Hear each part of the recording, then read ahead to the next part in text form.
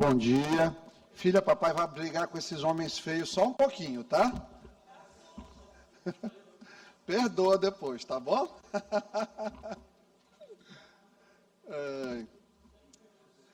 Quando eu estava na faculdade de medicina, tinha um livro que chamava Medicina Intensiva. Isso já era 2003, mais ou menos. Era um livro do José Luiz de Amorim Raton. No prefácio do livro, ele tinha uma frase que dizia assim: há certo tempo da vida, deputado Antônio, deparei-me com o fato de que a maioria das pessoas perdia seu tempo e energia com coisas que não valiam a pena, e que a natureza da maioria de suas aspirações era de uma pobreza atroz. E outra coisa que eu me lembro, da época que eu tinha 10, 11 anos de idade, é quando assisti o desenho dos Simpsons, que eles uma vez colocaram o papel de um rabino chamado Raymond Krustovsky, que ele dizia lá que o homem em todos os tempos seja flexível como o junco e não rígido como o cedro. O junco é flexível, mas é resistente. O cedro tem uma resistência, mas ao dobrar, ele se quebra. Então, que a gente seja flexível sempre. Hoje eu assisto aqui, na verdade, lamentavelmente, quando a gente coloca, Antônio, o Alberto aqui no centro dessa discussão, eu já soube aqui, por fontes bem seguras, que parece que tem uma insatisfação grande, porque está tendo uma limpeza geral lá na CECID, em relação a alguns funcionários comissionados. Eu até lamento, porque tem pessoas na CECID que eu gostava bastante na época que ia para lá, né?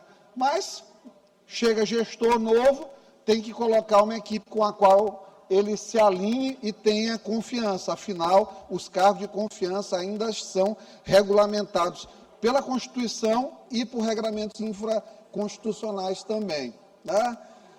Deputado Carlos Lula, mais cedo, ele disse que eu estava comparando laranja com maçã, né? Então, acho que ele pegou aquele ditado que, em inglês, diz que you can't compare apples to bananas, por exemplo, maçãs com banana, você não pode comparar. Mas eu digo, antes de mais nada, mutatis mutandis, deputado Carlos Lula, deputado Rodrigo Lago. Nós sabemos que o direito, ele vai evoluindo com os tempos e com a pressão do tempo, e às vezes com o intemperismo também do tempo e da pressão social, da dinâmica social. Olha, vamos lá. Em relação à suposta inconstitucionalidade que foi levantada aqui, que eu tenho certeza, presidente, que até é possível que vá parar dentro do STF, essa nomeação do interventor, daqui a pouco tem ação do STF, Marcelinho, para questionar isso aqui. Sendo que, vamos voltar,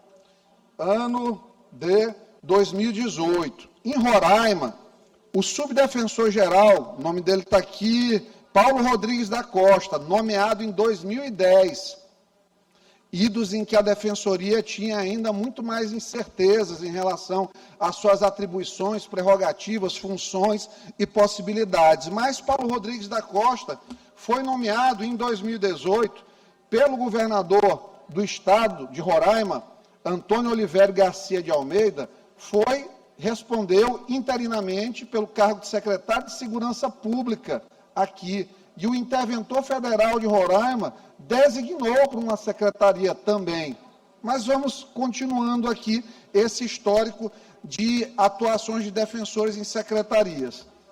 O artigo 51 da lei, aqui complementar número 258, que trata sobre a lei complementar da defensoria, ele acrescentou o inciso 3. Em caso de cessão, para exercer cargo em comissão ou função, ambos de qualquer natureza, no âmbito da Defensoria Pública do Estado, bem como na administração direta, autárquica, empresa pública, sociedade de economia mista e fundacional da União, Estado, municípios e até mesmo do Poder Judiciário. Bem aqui, a gente já vê cair como letra morta todo esse espetáculo retórico que foi feito pelos meus antecessores aqui neste debate. O espetáculo retórico cai. Mas eu vou recorrer à história para falar sobre uma das preocupações do deputado Carlos Lula. O deputado Carlos Lula é um exímio jurista, inclusive passou com méritos aqui no concurso da Casa Legislativa. Ele foi secretário de Saúde, salvo engano, por 7 anos. O mais longevo da história da secretaria até hoje. Momento difícil, enfrentou, tem acertos e erros, como toda administração, mas essa questão de salário, o salário do Estado era 12, 13 mil reais à época. A lei permite que a pessoa utilize o salário que prefere para aquela função. O deputado Carlos Lula, acertadamente, preferiu o salário da Assembleia Legislativa. Então, essa preocupação com o salário do interventor, por ali 5, 6 meses de intervenção, que é o que está previsto dentro do decreto do judiciário, dentro da decisão do judiciário, que levou um decreto governamental, eu acho que é de uma insignificância solar. Mas, sigamos. Carreiras autônomas, como a Defensoria tem, com mais liberdade ainda que Ministério Público e Justiça, por razões óbvias, o Judiciário per si. E volto a dizer, o Alberto Bastos mandou aqui uma série de certidões em que ele mostra que ele não foi indiciado e nem denunciado em nada. Em nada. Aqui, se a gente der um Google em muitos de nós, eu, por exemplo, respondi a uma ação de improbidade por uma besteira no Socorrão. Fui inocentado. Primeira instância, segunda instância. Está lá. Isso aí me torna um criminoso por conta de 20 ar-condicionados que uns opositores meus, que hoje são meus melhores amigos, colocaram na época com o intuito de prejudicar. Está lá. O deputado Carlos Lula já respondeu coisas na Polícia Federal. Eu vou dizer que ele é indigno do cargo por ele responder, ele nunca foi condenado. O deputado Rodrigo Lago, há alguns anos também, teve uma operação chamada Ópera Prima, que acusaram ele de participar de recebimento de valores.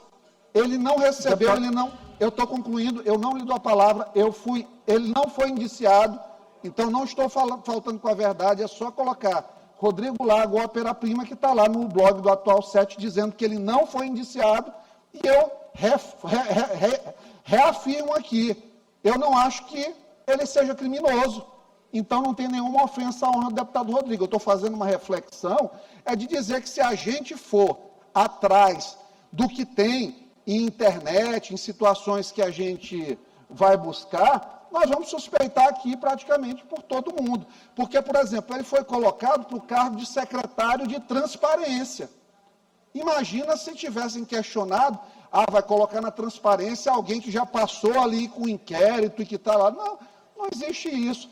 Aí nós estamos discutindo a intervenção de Turilândia, entrou na história Alberto Bastos, que há não sei quantos anos atrás teve uma irmã com um problema, atira a primeira pedra quem não tiver um parente problemático dentro da família. O Nicolas Ferreira, outro dia, um primo dele teve um envolvimento com tráfico de drogas, alguma coisa assim. Aí a imprensa, claro, foi tentar fazer ilações, e ele foi claro, não responde pela coisa da família. Como o prefeito de São Luís disse quando colocaram o irmão dele como suspeito de um carro de R$1 milhão. Olha, não tenho nada a ver. Todo mundo acreditou. Então, assim, ainda existe, e eles são defensores da sociedade do Estado de Direito, o indúbio pro réu e presunção de inocência. Isso não deixou de existir, até onde eu sei, a não ser que seja o Bolsonaro acusado. Aí, realmente, isso aí deixa de existir, certo? Então, assim, o deputado Rodrigo, ao qual tenho muito respeito e estimo, e volto a dizer, deputado Rodrigo, não lhe fiz nenhuma acusação. Peguei como peguei o deputado Carlos Lula, como o deputado Otelino já respondeu um monte de processo que ele se mostrou inocente em todos. Imagina se a gente dissesse, não, o deputado Otelino não pode ser o presidente da casa, porque ele já respondeu aí uma porção de processo. Então, assim, é muito complicado, gente, a gente tomar esse tipo de discurso, porque todos nós aqui tivemos algum deputado Helena, com certeza já foi secretário de saúde, deve responder ações na justiça, e eu acho que isso não nos faz ímprobos aqui. Faz com que nós tenhamos que nos explicar enquanto agentes públicos.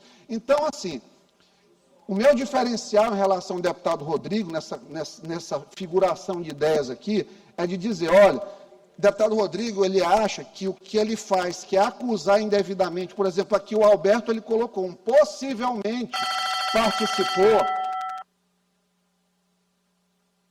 Conclua a sua fala, deputado. Acusar indevidamente, possivelmente cometeu crime, você está ultrapassando ali a fronteira da coisa. Possivelmente, gente, ninguém abriu nada para ver ainda, inquérito, para dizer possivelmente. Então, assim, uma pessoa tem família, é diferente dos pedófilos que nós trazemos aqui para a tribuna, né? É bem diferente dos estupradores. Então, eu só peço isso aí, que a gente encerre isso, porque essa discussão, realmente, com a Assembleia votando ou não vai fazer tanta diferença assim, e o nome realmente é um nome que não tem nada que o desabone. O nome do interventor não tem nada que desabone.